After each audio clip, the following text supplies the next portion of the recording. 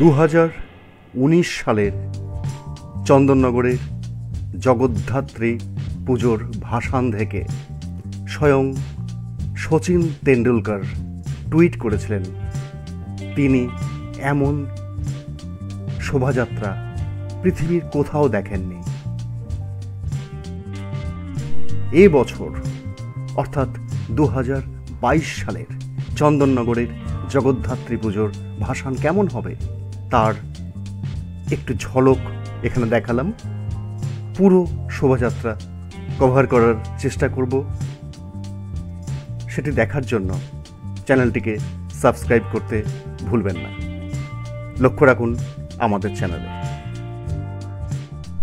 মোট 176টি পুজোর ভাসান শোভাযাত্রা অদ্ভুত সুন্দরভাবে হয়, সেটি কভার করার চেষ্টা করব।